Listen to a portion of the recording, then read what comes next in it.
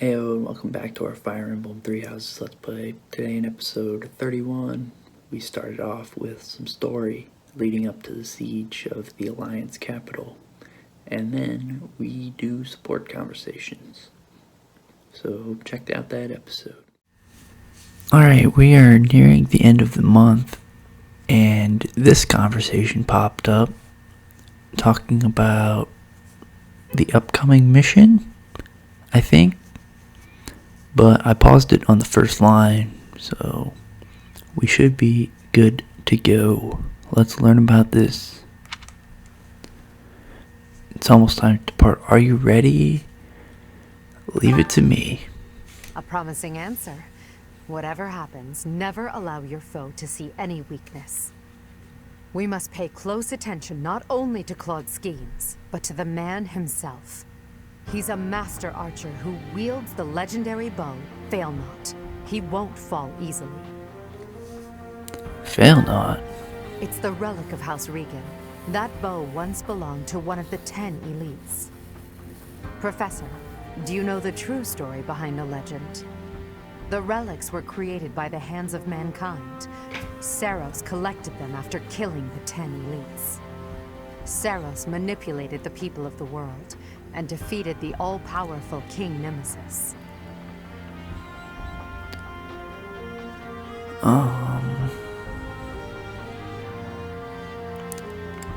Why would she do that? The Church maintains the false history that he was corrupted and turned evil. However, it was little more than a simple dispute. Should the one leading the people of the world be someone with humanity, or a creature that can merely masquerade as a human at will? In the end, Seiros was victorious. The Immaculate One and her family then took control of Fodlan.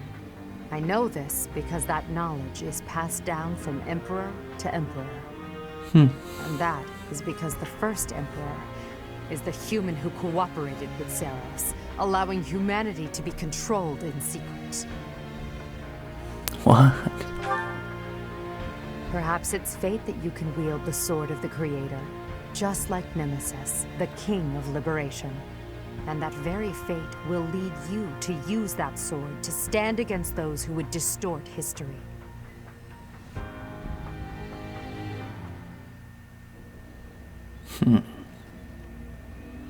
So the Empire knew about the fake history all along. It seems they've set out from Garreg Mach, and that's sooner than expected. Losing the Great Bridge of Myrden was a serious blow. So is the fact that Teach is still alive. On top of all that, Judith. I told her to run if things look grim. Hey, this guy's here. Damn it. So many people will die, and by my call. And what of it? Would you rather turn tail and run back home? Nadir, you're really getting on my nerves. Do you have any idea how much of the Alliance adores me and believes in me? Well, I suppose it's quite a lot. Does that mean that... Yes, the plan is a go. I'm counting on you, Nadir. We'll make a good show taking down those who would assault Deirdre. People say our kind may not always win, but we never lose. Let's teach them the real meaning of those words. They do look the same. Now then, let's see what you're made of. I know Nadir's foreign. Playing through the Golden Deer House previously.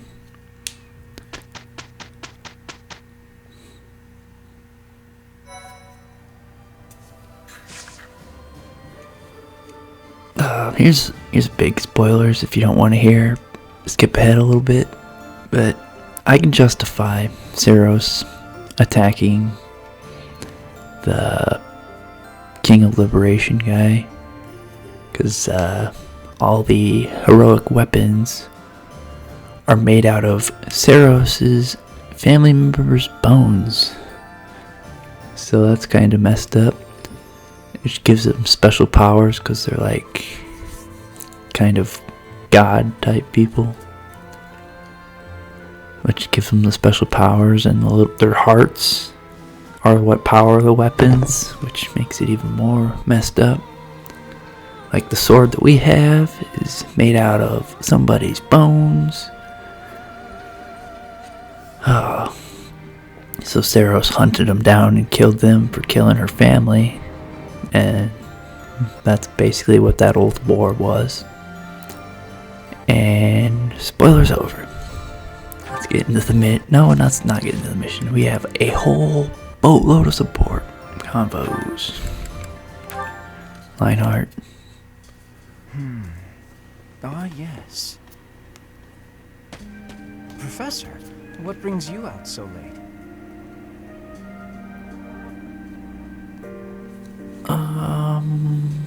I could ask you the same. I've been worrying about something. I asked you once to help me achieve my goal of being a person who can simply nap all day. Then I thought, if the world becomes a peaceful place, all my crest research might be for naught. Why is that? Well, I don't see how crests have much use in times of peace. Certainly there are crests that make you stronger and could be used in engineering. And I suppose crests that increase magical abilities might help doctors heal injuries. Still, the possibilities seem limited. It's as if crests were designed to be used only in times of war. Their power meant to bring about death and destruction. Maybe you're right. I cannot prove what I say is true, but suppose for a moment that it is. The longer this war goes on, the more useful my crest research becomes.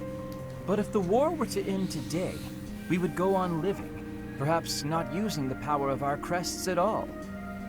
It is truly my dream to be a crest scholar, but I also dream of all the wonderful naps peace would bring. Saying it all out loud, it feels a rather stupid thing to worry over. Knowledge or peace, sleep or war. You shouldn't worry about it if it's stupid. You know, you're right. In the end, maybe I didn't it's really not read that that. stupid after all. It certainly isn't to me. Although if I stop researching crests, I'll have one less excuse to spend time with you. Professor, don't make faces like that. People like you Can't see my who face. listen to my blathering and then nod and smile as though what I say matters. People like you are very precious to me. We don't smile.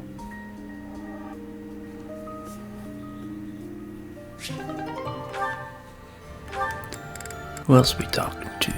Ingrid! Apologies for bothering you so late. I just really wanted to speak with you. Heyo. I'm happy to Thank you. listen. You see, I've been feeling conflicted about my future. It may seem petty to worry about such things in the middle of a war like this. I don't think so. This isn't something I open up about with many people. Feeling such a sense of inner turmoil while a war rages on, and others are fighting with all they have, well, it feels a little selfish. The truth is, I've wanted to be a knight ever since I was a small child. Not just any knight, like one you might find serving within the castle guard, but a true knight, one serving a master. However, my father has always had different plans for me. He wants me to marry for the benefit of the Galatea family. You don't have to do what you don't want to. Defying my father feels wrong. I've seen how he's struggled over the years. His burden has always been far greater than any I've had to bear myself. While he fed me extravagant meals, he subsisted on meager portions and watered-down soups. He never once complained, even though he must have been starving. Knowing his sacrifices, I've never been able to tell him of my dream of becoming a knight. Although ultimately, I find myself betraying his wishes. Now that I've parted ways with my father, there is nothing to stop me from pursuing my dream. But even if I do become a knight, I feel an unease deep within me. I fear I will never escape this guilt I carry, that I have shunned my duty as a noble. Poof. Sometimes there's no avoiding such complications. Yes, I know. All I can do is accept this inner turmoil. Even with the academy days long behind us, you're still a professor through and through, always listening to others' troubles and offering up your wisdom. I really am grateful for all that you do for us, Professor. I hope you'll always be here as a guide to everyone. I know I myself would appreciate that deeply.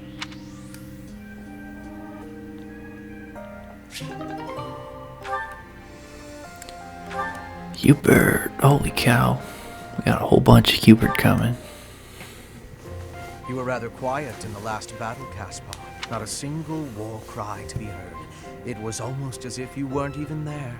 I did it just for you, Hubert. Isn't that what you wanted?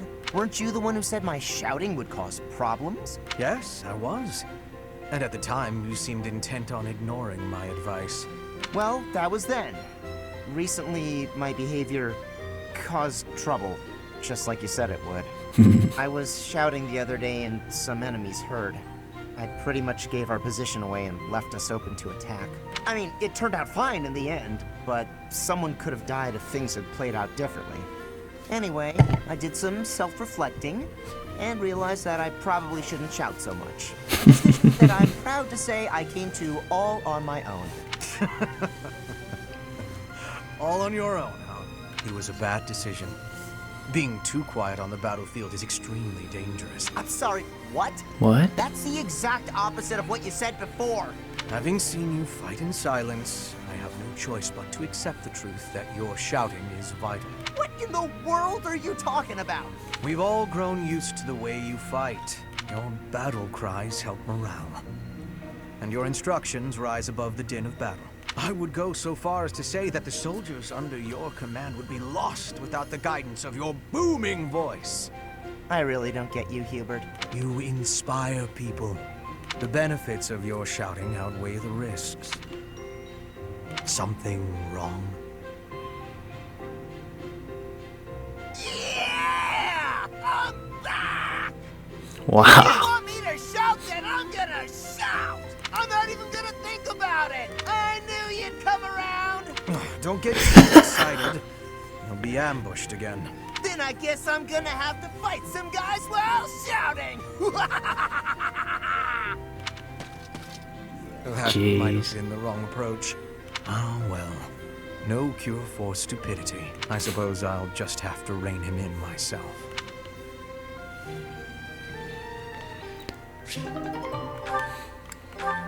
Hubert, Bernie. Oh, this ought to be good. Good morning. The weather is nice today. So, it's really nice weather we're having, isn't it? Indeed. Did you want something?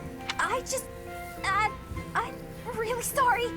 I can't accept your apology until I know what it's for. Oh, good point. I'm sorry I said you were terrifying. Is that all? I'm used to that. No apology necessary. But you've been avoiding me since then, right? You even stopped doing your deathly grin. I am merely trying not to frighten you.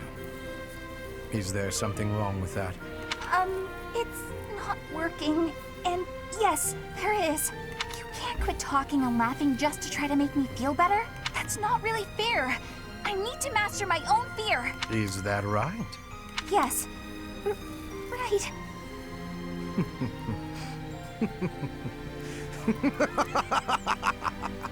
Jeez.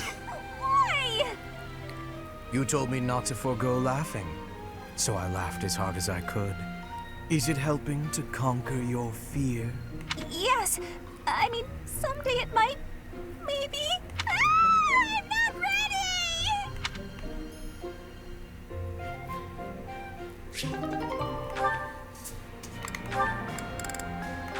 Dorothea. Hey there, Hubie.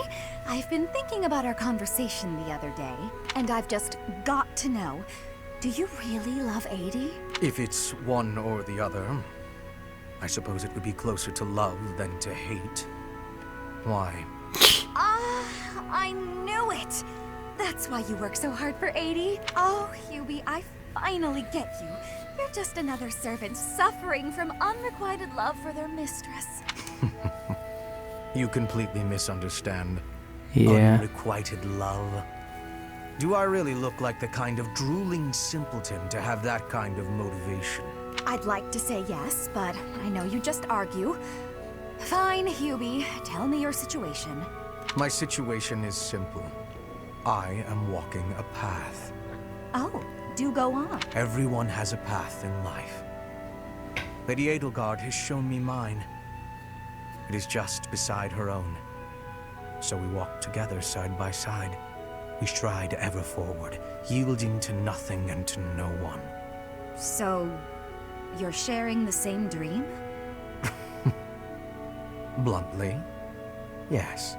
But it's more than just a shared dream. I have many feelings toward Lady Edelgard. Gratitude, respect, awe, empathy, trust, hope. Okay.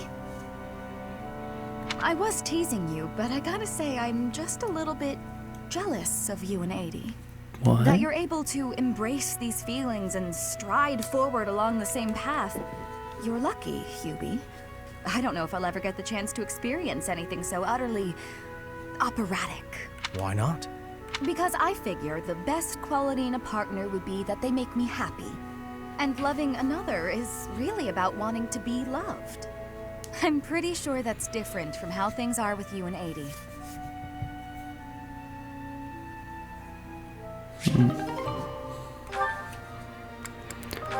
Linar, Lysithia, wow. This can't be good. Lysithia. She's gonna blow up on him. It's wrong to tease, yet I can hardly help myself. I know a secret.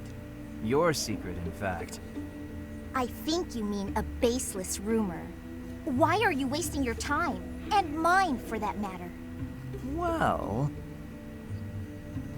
it's a secret that could completely overturn what is considered common knowledge in Crest research. Shut your mouth! Just...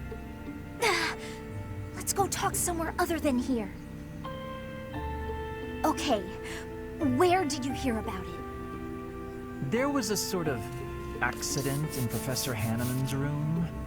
I should have figured. You haven't told anyone, have you? Of course not. If someone else were to learn you have 2 crests, I might lose you as a test subject. What? Please stop talking so loudly. So what if I have 2 crests? If you insist on speaking of it, please do so quietly. My intuition was correct. I mean, Edelgard has 2 crests right now. Wait, what? Did you just trick me? Trick is such a strong word.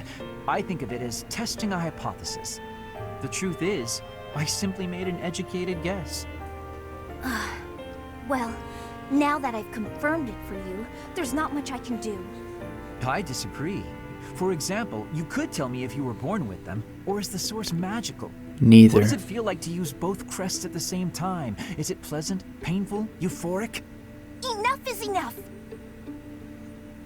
I am done talking about this. As though I'd speak of this to the likes of you. I understand her desire for privacy, but to refuse my request for knowledge? It's, well, it's rude. I kind of want to see more of this. I might pair them up. Caspar, Dorothea. Hey, Dorothea, something's been bothering me. I kind of feel like you act more casually around me than you do with other people. Casually? I don't know what you mean. I just feel like you're always asking me to do things that might make other people uncomfortable. Like when you asked me to clean your room. You're not very flirty toward me like you are with the other guys. You seem weirdly comfortable around me. You pay more attention than I would have thought. Hey, are you interested in me? You know, interested. What? No, it just seemed weird, and I was curious. I'm kidding. It's true that I do find you quite a convenient little helper at times. It's like you're... how to put it? You're like a little brother to me. Ouch. Really? That's not exactly a compliment. No, but it's true. And now that I've thought about it, I like the whole idea.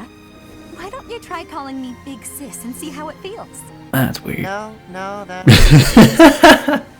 Why not? I'm embarrassed just thinking about it.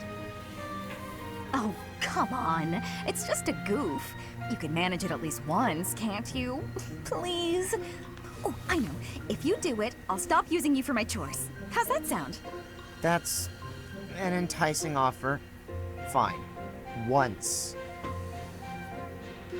Oh, jeez. Big sis. Well done, Caspar. You're such a cute little boy. I'm proud to have you as a sibling. I'm not cute, and I'm not little. How would you feel if I made you call me Big Bro? Oh? Well, I wouldn't mind that at all. Big bro. Is something wrong, big bro? Oh, this is the worst.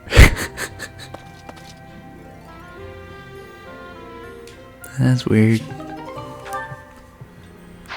Oh man. Let's visit the marketplace. No. Fix my battalions that don't need fixed. Convoy. Gotta buy 2 master seals. That sucks. Certifications. Don't need to certify my guy, or Edelgard, or Ferdinand, because I don't have anything unlocked for him yet. Like 8% chance of passing that. Not good. Lionheart's not there, Caspar's not there. I was working on leveling them up. I did off-screen change Bernadette's class from Wyvern Rider to Wyvern Lord. But she's about the only person I can change. Ingrid's almost there. Leonie's almost there. I don't think I'm going to change her though. Wait, what? Why isn't she a paladin? That'd be why. Holy cow. 45% chance of passing. We'll fix that in the future. Yeah, I'm not going to change his class from Death Knight. Well, alright. I'm going to wrap up this episode really quick. Just do some support combos. Next episode, we're doing capturing Deirdre. Deirdre? Well, whatever. And we'll be just doing that mission, really. But this weekend, we'll be having Pokemon Mystery Dungeon uploaded. So check that out. And starting Monday, we'll be uploading this mission here. So, see you then.